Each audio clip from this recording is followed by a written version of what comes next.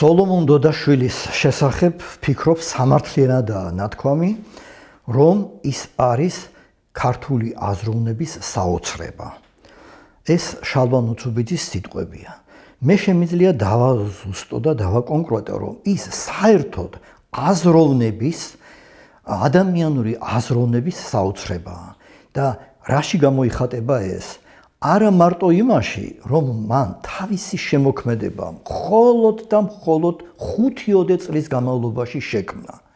საკმაოდ დიდარი და მრავალფეროვანი შემოქმედება.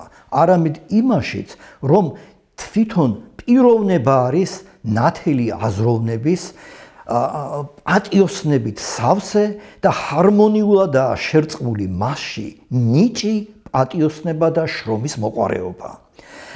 ამან გამოიწვია დაინტერესება ჩვენი ამ პიროვნებით და აი ეს გამოცემაც სწორედ ამის საფუძველზე მომზადდა სხვადასხვა კავკასიური სახლის შთაგონებით და ეს გამოცემა ბუნებრივია, რომ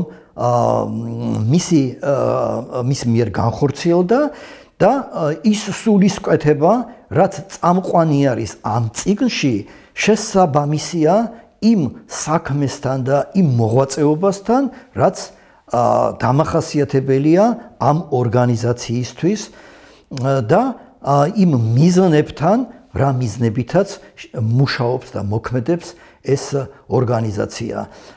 სოლომონ დოდაშვილი ბევრი თვალსაზრისითაა საყურადღებო, მისი შემოქმედება მიუხედავად იმისა, რომ ასე მოკლე დროში შეიქმნა, საკმაოდ მრავალფეროვანია, მაგრამ ჩვენ პირველ რიგში გვაინტერესებს და ეს არის მე ვფიქრობ ამ წიგნის წამყვანი სათქმელი, გვაინტერესებს მისი ასე ვთქვათ საზოგადოებრივი პოზიცია და მისი დამოკიდებულება საზოგადოებასთან, კერძოდ ღია საზოგადოებასთან.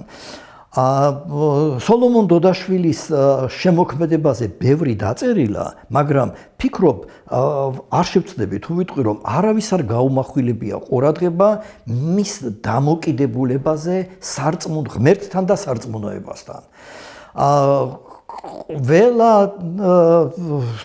თვალსაზრისით დამუშავებულია სოლომონ დოდაშვილის შემოქმედება ასე თუ ისე, მაგრამ ეს თემა არ არის დამუშავებული და ამას შეიძლება თავისი მიზეზი აქვს. აი ეს მიზეზი გახლავთ ის, რომ ვით იცნობს სოლომონ დოდაშვილის შემოქმედებას, მის ნაწერებს, მის ლიტერატურულ მემკვიდრეობას, შენიშნული ექნება, რომ არსად ის ღმერთს, ქრისტეს და რელიგიურ საკითხებზე ყურადღებას არ ამახვილებს. ამ თვალსაზრისით შეიძლება სოლომონ დოდაშვილი ჩვენ შოთა რუსთაველს შევადაროთ. არც ვეფხისტყაოსანში არსად არ არის ნახსენები ქრისტე, მიუხედავად იმისა, რომ მთელი პოემა ქრისტიანული სულისკვეთებითაა შთაგონებული. და ერთი ცნობილი თეოლოგის სიტყვები მახსენდება მე, შოთა რუსთაველის მიმართ, რომ ეს ის პიროვნებაა და იმ დიდი ადამიანების და დიდი ქრისტიანების რიცხვს მიეკუთვნება, რომლებიც სახელდების გარეშე ადიდებენ ქრისტესო. აი სოლომონ დოდაშვილიც თავისი ცხოვრებით, მოქალაქეობრივი პოზიციით სახელდების გარეშე ადიდებს ქრისტეს. ამიტომ მე ვფიქრობ, რომ აი ამ თვალსაზრისით ყურადღების გამახვილება არის ერთ-ერთი სიახლე იმ გამოცემისა, რომელიც ჩვენ ამ 2 წლის წინ შევასრულეთ. და შესაბამისად ყველაფერი ახალი არ იქნება, მაგრამ მე მგონი და ცდილობაც ჩვენ გქონდა ამისა, რომ ამ წიგნში მკითხველს სიახლეები ეპოვა და ახლებურად დაენახა სოლომონ დოდაშვილის აი ეს ღირსეული და უაღრესად მნიშვნელოვანი შემოქმედება. ზურაბ კიკნაძე მე მგონი არ საჭიროებს ტიტულებისა და რეგალიების დასახელებას. სრულიად საკმარისია ზურაბ კიკნაძე ყოველგვარი პროფესორობის, ყოველგვარი ცნობილი მთარგმნელობის, ყოველგვარი ცნობილი პუბლიცისტობის აღნიშვნის გარეშე, იმიტომ რომ ზურაბ კიკნაძე უკვე ყველაფერს ნიშნავს. ზურაბ კიკნაძე პირველ რიგში ცნობილია როგორც მთარგმნელი და ბიბლიის მთარგმნელი, ეს ალბათ უფრო საეკლესიო წრეებისათვის, მაგრამ სამეცნიერო საზოგადოებისათვის მან გამოიჩინა თავი და პირველი სიტყვა თქვა იმით, რომ სოფლიო ლიტერატურის ისტორიის პირველი ნიმუშის, გილგამეშის ეპოსის თარგმანი შემოგთავაზა. ეს იშვიათი მოვლენა იყო იმ თვალსაზრისით, რომ საქართველოში დაბადებულმა, საქართველოში გაზრდილმა კაცმა მოახერხა ისე ღრმად შეესწავლა ლურსმული დამწერლობით შესრულებული ეს პოემა და შესაბამისად ისენა რაინაზეც ეს პოემა, ეს შედევრი დაიწერა, შუმერული და აქადური ენები შეისწავლა და შემოგთავაზა ასეთი თარგმანი. ყველაზე მნიშვნელოვანი ზურაბ კიკნაძის ცხოვრებასა და შემოქმედებაში გახლავთ ის, რომ იმ დროს გაზრდილმა ადამიანმა საბჭოთა ეპოქაში კომუნისტური და ათეისტური იდეოლოგიის მძვინვარების ხანაში მოახერხა, რომ არ გაჰყოლოდა მაშინდელი ცნობიერების საზოგადოებაში დამკვიდრებული კლიშეებისა და სტერეოტიპების მდინარეს და დაინტერესდა საეკლესიო ლიტერატურით და თვითონ შეისწავლა საეკლესიო მწერლობა და თეოლოგია იმ დონეზე, რომ მის ნაწერებში ასახული ეს მიმართულება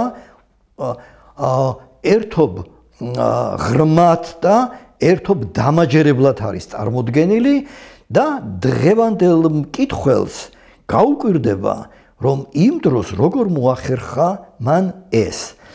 მართალია მეცნიერება მაშინ, ესე იგი, გასული საუკუნის 60-70-იან წლებში საქართველოში საკმაოდ მაღალ დონეზე იდგა, ბევრი მეცნიერი დაინტერესებული იყო საეკლესიო ლიტერატურით, მაგრამ არა თავისთავად, არამედ კონკრეტული მიზნით.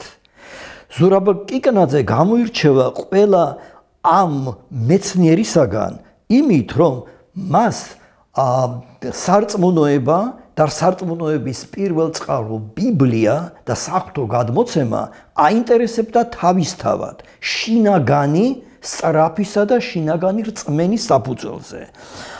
აი ამ თვალსაზრისითაც საინტერესოა და პირველ რიგში ამ თვალსაზრისითაც საინტერესო ზურაბ კიკნაძის პიროვნება და მისი შემოქმედება. ეს იმას ნიშნავს, რომ ის შინაგანად თავისუფალი პიროვნება იყო. ანუ თავისუფლების სულს ის ატარებდა თავის შინაგან სამყაროში, შინაგან მეში, სულსა და გულში და ეს ყველაფერი გამოსჭვის მის ნაწერში და ამ თვალსაზრისით საინტერესო პირველ რიგში საინტერესო როგორც ზურაბ კიკნაძის პიროვნება, ისე მისი წერილობითი მემკვიდრეობა. და აი ჩვენ შევეცადეთ, რომ ეს წერილობითი მემკვიდრეობა გადმოგვეცა კრებულში და სრულიად ბუნებრივია, რომ ეს კრებული გამოსცა კავკასიურმა სახლმა, რადგან ზურაბ კიკნაძე თავისი ცხოვრებით დაინტერესებული იყო კავკასიურ სახლთან, თანამშრომლობდა კავკასიურ სახლში, როგორც ლექტორი, როგორც მკვლევარი და როგორც გამომცემელი.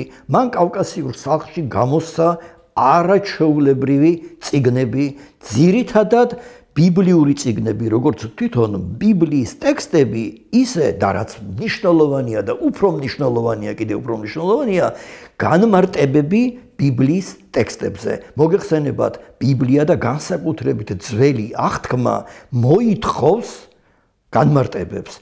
ბევრი რამ იქ ისეთი ამბავია გადმოცემული, რომ თუ განმარტება და კომენტარი არ წაუმძღვარე და არ აღნიშნე რა მიზნითაა ესა თუ ის ეპიზოდი ბიბლიაში მოთხრობილი და რა დევს აი ამ ეპიზოდის ქვეტექსტში, ანუ ქვეტექსტების, ანუ დაფარული ტექსტებში დაფარული შინაარსი არ მოიკითხე, ისე აზრი არ აქვს და უშედეგოა ბიბლიის ტექსტის ცოდნა. და აი ზურაბ კიკნაძემ სწორედ ეს ამოცანა დაისახა მიზნად და მისი წიგნები ხუთწიგნეული და მისი თარგმანება, აი ამ წიგნების თარგმანება მე ვიტყოდი წარმოადგენს ქრისტიანული ეგზეგეტიკის, ანუ ბიბლიის განმარტების საუკეთესო ნიმუშს. ამიტომ ვისაც ბიბლია აინტერესებს, შეუძლებელია გულგრილი დარჩეს იმ ნაშრომების მიმართ, რომელიც ზურაბ კიკნაძემ ამ სფეროში შექმნა და კავკასიურმა სახლმა სოლიდური გამოცემები შეასრულა აი ამ ტექსტებისა. მე რამდენადაც ვიცი, დღემდე ხელმისაწვდომია და ეს გამოცემები ითვლება ერთ-ერთ ყველაზე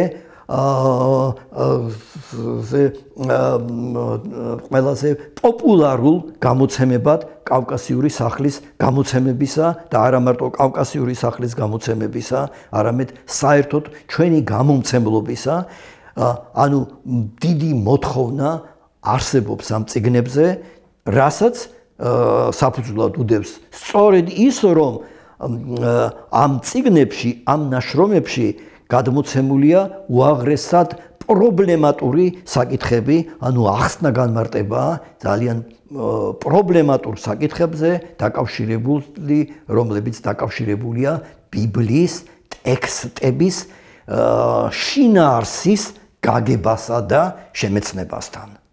ამიტომ დარწმუნებული ვარ, ვისაც ეს სფერო აინტერესებს, მისთვის აი ეს წიგნი და ეს წიგნები, ეს ორი წიგნი, ჩემი აზრით, არა იმიტომ, რომ ჩემს სახელთანაა დაკავშირებული, ჩემს სახელთანაცაა დაკავშირებული, ну როგორც ავტორთან და როგორც რედაქტორ გამომცემელთან ამ წიგნების გამოცემა, არამედ ობიექტურად თუ ვიტყვით ამ წიგნებში გამოვლენილი შინაარსი, ამ წიგნებში გაცხადებული ჭეშმარიტება ყველასათვის საჭირო და მნიშვნელოვანია.